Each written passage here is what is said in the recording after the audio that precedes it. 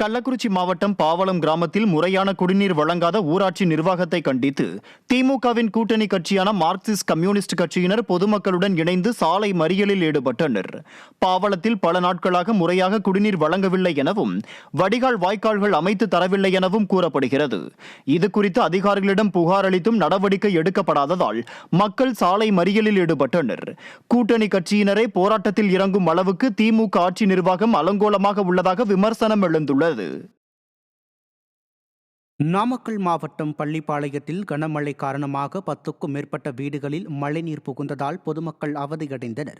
பள்ளிப்பாளையத்தில் பல்வேறு பகுதிகளில் திங்கட்கிழமை இரவு பலத்த மழை பெய்தது. இதன் காரணமாக பாரதியார் தெருவில் உள்ள தாழ்வான பகுதிகளில் உள்ள 10க்கும் மேற்பட்ட வீடுகளில் மழைநீர் புகுந்தது.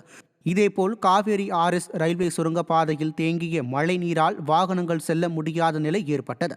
குடிமராமத்து பணி மேற்கொள்ளாத நிலையில் விடியா ஸ்டாலின் அரசு நகராட்சி நிர்வாகம் வெள்ள வடிகால் பணிகளையும் மேற்கொள்ளவில்லை என மக்கள் குற்றம் சாட்டினர். புதுக்கோட்டை மாவட்டம் கரம்பக்குடி அருகே பல்வராயன் பத்தை கிராமத்தில் 500க்கும் மேற்பட்ட பொதுமக்கள் குடிநீரின்றி தவிக்கும் பரிதாப நிலை ஏற்பட்டுள்ளது.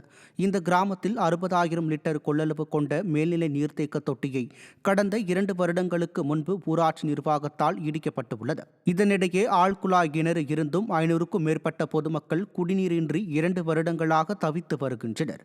இதுகுறித்து விடியா ஸ்டாலின் அரசின் ஊராட்சி நிர்வாகம் மற்றும் ஆட்சியரிடம் பலமுறை மனுக்கள் அளித்தும் எந்த நடவடிக்கையும் எடுக்கவில்லை என பொதுமக்கள் குற்றம் சாட்டுகின்றனர். திருப்பூர் மாவட்டம் காங்கேயம் அருகே கார் மரத்தில் மோதிய விபத்தில் ஒரே குடும்பத்தைச் சேர்ந்த 3 பேர் உயிரிழந்த நிலையில் ஒருவர் படுகாயம் அடைந்துள்ளார். அரச்சலூர் ஆரம்ப சுகாதார நிலையத்தில் செவிலியராக பணியாற்றி வரும் ஜானகி என்பவர் காரில் குடும்பத்துடன் கேரளா சென்றுவிட்டு காங்கேயம் வழியாக ஊர் திரும்பிக் கொண்டிருக்கும் போது நத்தக்காடையூர் அருகே மரத்தில் மோதி விபத்திற்குள்ளானது. இதில் ஜானகி உட்பட 3 பேர் மருத்துவமனைக்கு செல்லும் வழியில் உயிரிழந்தனர். அவரது இளைய மகள் படுகாயத்துடன் மருத்துவமனையில் அனுமதிக்கப்பட்டுள்ளார்.